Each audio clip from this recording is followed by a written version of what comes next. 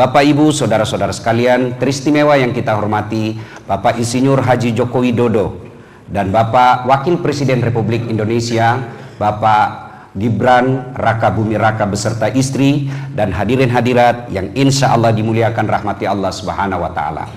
Izinkan saya menyampaikan nasihat perkawinan yang berdasar agama, bukan nasihat dasat latif, tetapi nasihat Al-Quran dan hadis agar rumah tangga kedua mempelai yang baru akad nikah hari ini maupun kita yang baru memiliki 1, 2, 3 anak. Semua kita pengantin baru, cuma waktunya yang berbeda. Bapak Ibu saudara-saudara sekalian, yang pertama, adindaku Mas Akbar, sebenarnya Daeng karena orang Bugis. Daeng Akbar dan istri.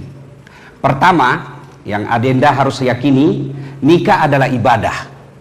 Ibadah terpanjang bagi orang Islam itu nikah. Haji paling sekali seumur hidup kita. Sholat 5 kali sehari semalam. Puasa sekali setahun. Tapi nikah dari bangun, tidur lagi, bangun lagi, itu semua ibadah. Berhubungan suami istri pun itu ibadah. Maka karena dia ibadah, luruskan niat. Kalau adinda menikah gara-gara melihat jabatannya bapaknya, siap-siap kau kecewa. Kenapa? Ada pensiunnya. Kalau kau menikah karena dia salva cantik, siap-siap kau kecewa karena usia 75 tahun nanti pasti tidak cantik. Kalau kau menikah karena kaya, siap-siap kau kecewa. Kenapa? Kekayaan ada batasnya. Memang orang berkata dia tidak akan miskin 7 turunan, tapi masalahnya kalau dia turunan ke-8 persoalan. Maka luruskan niat. Niat ini menikah, adinda tadi ucapkan, saya terima lillahi ta'ala. Berarti karena Allah kita menikah. Kalau karena Allah kita menikah karena ibadah, cari nafkah ibadah. Istri marah, kita diam ibadah. Suami ngambek, kita diam ibadah. Semua jadi ibadah. Maka ibadah sepanjang pernikahan itu. Nasihat yang kedua, adinda Akbar, tadi kamu mengatakan ijab qabul.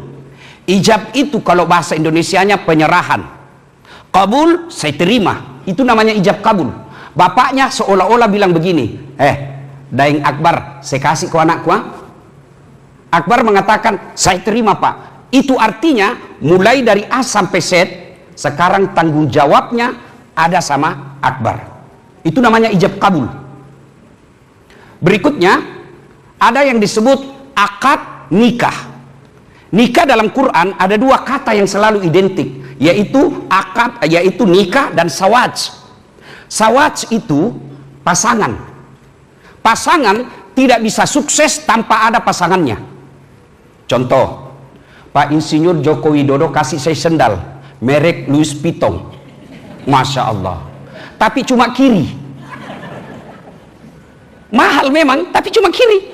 Saya pakai ke Plaza Indonesia, orang bilang, wih gila-gila itu Ustaz, pakai sendal cuma kiri, padahal mahal.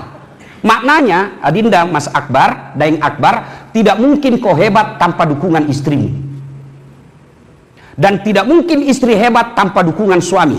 Itu disebut sawaj. Ini pejabat-pejabat yang ada di depan kita ini yang terhormat bisa hebat karena istrinya hebat. Dan istri bisa hebat karena suaminya hebat. Dan lebih hebat itu istri. Suaminya menteri, dia jadi lebih hebat dari menteri. Coba itu pak. Dan itu sunnatullah memang begitu. Maka tidak mungkin kalian berjaya kalau kau remehkan dan kau hina pasanganmu. Nasihat ketiga, adinda berdua, tidak ada rumah tangga yang tidak ada masalahnya. Percaya itu. Bohong itu kalau ada orang bilang tidak ada masalahnya, bohong. Wih, romantis betul rumah tangganya Ustaz. Dari mana kau lihat? Dari Instagramnya. Oh, jangan percaya Instagram, muka aja bisa dikasih putih. Jangan percaya. Oh, bahagia betul, romantis rumah tangganya. Dari mana kau lihat? Fotonya Ustaz. Foto itu 30 detik. Apalagi share di Instagram 30 detik, 1 menit saja. Kita tidak tahu 23 jam sekian menit. Oh, romantis pelukan. Ya wajar foto. Bodoh itu kalau dia bertengkar suami istri lalu dia share langsung. Hai guys, kita lagi bertanya, beleng-beleng itu namanya. Tidak mungkin. Jangan percaya tidak ada rumah tangga, tidak ada masalah. Bohong. Coba deh, bicara soal Nabi dalam Quran. Ada Nabi ditinggal istrinya. Siapa? Nabi Ayub. Sakit Nabi Ayub, ditinggal istrinya. Kata Ayub, tega nian kau tinggalkan saya. Waktu sehat kau romantis sama saya sakit kau tinggalkan. Bahasa sosialnya sekarang, waktu kok saya aktif, wih romantis betul. Begitu saya pensiun kau biarkan saya. Itu Nabi Ayub. Ada juga suami yang tinggalkan istrinya. Ada Ibrahim alaihissalam. Ibrahim sampai yang kita sebut sekarang Makkah, Allah perintahkan Ibrahim, tinggalkan anak istrimu. Untuk apa? Kau tinggalkan saja, kata Allah. Lalu Siti Hajar berkata, bang, tega niat kau tinggalkan saya. Kenapa kau tinggalkan saya di padang yang panas ini? Tidak ada kehidupan sama sekali. Apa kata Ibrahim? Saya juga tidak tahu sayang, tapi saya perintah Allah. Lalu apa kata Siti Hajar? Kalau ini perintah Allah, sami'na wa ta'na, don't worry, be happy, kau jalan. Cuma dalam hadis itu tidak ada be happy, tidak ada. Ya, semua orang punya masalah. Coba lihat dalam rumah tangga deh, masalah. Ada orang sudah menikah, 2 anaknya tidak ada rumahnya. Ada ibu? Ada. Ada lagi orang belum menikah, sudah ada rumahnya. Tapi apa masalahnya? Tidak ada anaknya. Ada anak, ada rumah. Selesai masalahnya? Tidak. Apa masalahnya? Mertua ikut campur. Biar warna cat rumah mau diikur semua. Iya kan? Ada anak, ada rumah, mertua bagus. Apa masalahnya? Suaminya selingkuh. Ada begitu, banyak. Percaya, tidak ada rumah tangga tidak ada masalahnya. Jangankan kita, apa pangkat kita sebagai pejabat? Jangankan adinda yang cakep dan cantik, kurang apa mulianya Muhammad sallallahu alaihi wasallam? Apa beliau tidak ada masalah? Belum lahir Nabi sudah ada masalahnya. Apa masalahnya? Wafat bapaknya. Lahir lagi, baru 4 hari lahirnya, diambil ibu susunya Halimatus Sa'diyah, dipisah dengan ibunya, 4 tahun baru ketemu. Baru 2 tahun bersama ibunya, meninggal Siti Khadijah, meninggal lagi Siti Aminah, yatim piatu 6 tahun. Semua orang punya masalah. Dalam kesetiaan rumah tangga, Nabi pernah ditimpa isu Aisyah selingkuh. Itu Nabi. Apalagi kalau kita cuma komjen. Itu saya tidak berani sebut jenderal, tidak berani pak.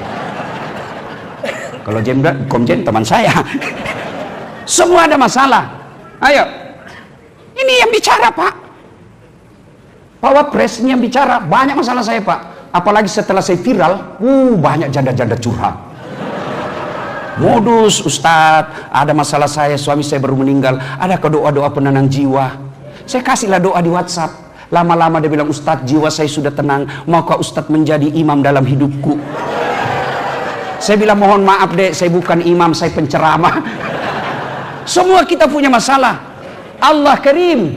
Akbar, Salfa, Allah tidak mengatakan kalau ada masalahmu kau jadi presiden dulu, tidak. Ada masalahmu kau jadi anggota dewan dulu, tidak. Kau kaya dulu, tidak. Allah cuma minta 2 hal dalam Quran. Ista'inu bis-sabri was-shalah. Sabar, perbaiki solatmu, saya yang selesaikan masalahmu. Itu janji Allah, bukan janji pilkada. Allah janji kalau ada masalahmu saat kau sabar, solat. Istrimu cerewet, sabar, tidak usah kau layani.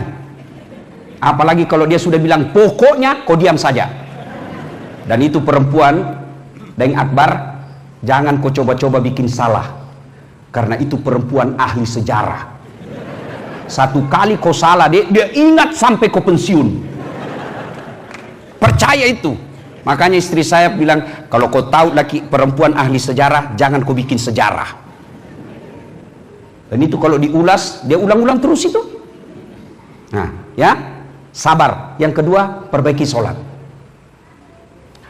Nasihat, semua punya masalah. Terutama kita laki-laki, Pak.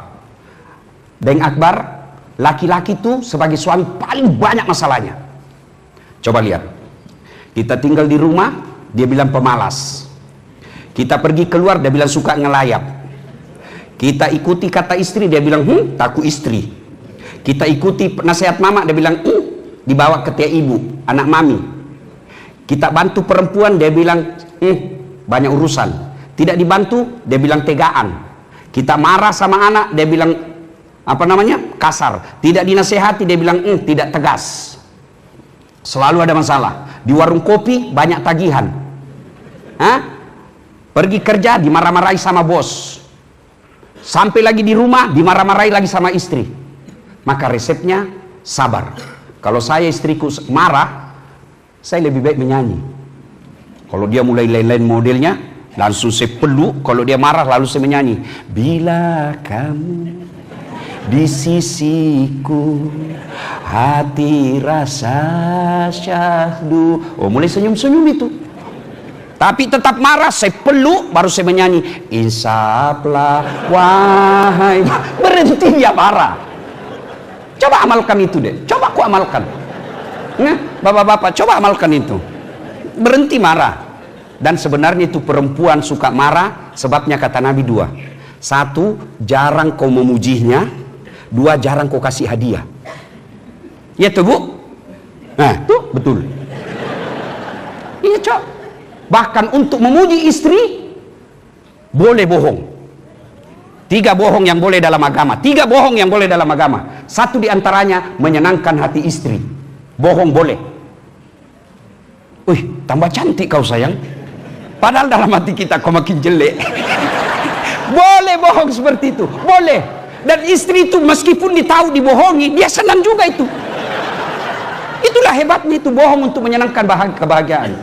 Belikan emas, kasih hadiah yang kedua, kasih hadiah. Nah, banyak sebenarnya yang saya sampaikan, tapi ini pejabat banyak waktu tersisa. Terakhir, nasihat buat kita semua. 1, biasa kalau ada pengantin begini banyak tidak sholat. Gara-gara make up, jilbab sakaratil maut. Pernah ibu-ibu pernah lihat jilbab sakaratil maut? Itu yang ada talinya diikat di leher, dikasih kembang di sini, warnanya 3 lapis, krem jilbab, baru kasih miring lagi. Ada lagi kayak pohon-pohon di belakang. Nah, itu biasanya tidak sholat duhur itu kalau ada begitu. Yang kedua, biasanya kalau ada acara begini banyak praktek mubasir. Jangan mubasir pak. Semua yang ada di meja itu duit dan orang cari dengan jerih payah. Makanlah seadanya. Kalau enak baru tambah. Jangan ambil banyak lalu kita sisa. Itu setan bergembira di situ. Kita praktek nanti. Yang ketiga, biasanya kalau ada acara begini banyak yang pulang bawa dosa. Kenapa pulang bawa dosa? Mencela acaranya orang. Bahkan istrinya orang dia celah. Dia bilang, enggak serasi pakaiannya. Dia bilang, iya kayak umbul-umbul, urusannya orang. Ustadz pun dia celah. Itu juga bajunya yang di YouTube. Astagfirullah. Ya, pulang bawa sampai kuenya orang dicela. Kayak basi, padahal membungkus. Ibu-ibu Columbus. Tahu ibu-ibu Columbus? Kelompok ibu-ibu pembungkus. Nanti viral dilihat CCTV. Ya, yang keempat, biasanya kalau ada acara begini banyak yang tersinggung pulang. Kenapa? Merasa jabatannya tidak dihormati. Kita datang semua undangan. Sahabat, jauh-jauh dari Sulawesi. Woi, tidak diajak ngomong. Bukan tidak diajak ngomong, banyak tamunya orang. Kok saya di belakang? Memang beginilah ya namanya kehidupan sosial. Tinggal kita turunkan perasaan, jangan selalu di atas perasaan. Turunkan sedikit, kita semua sama-sama. Insya Allah bahagia. Bapak Ibu Saudara, terakhir, ada yang saya lupa. Akbar, besok-besok kalau marah sama istri dek, jangan gampang bilang talak. Ini wasiat agama.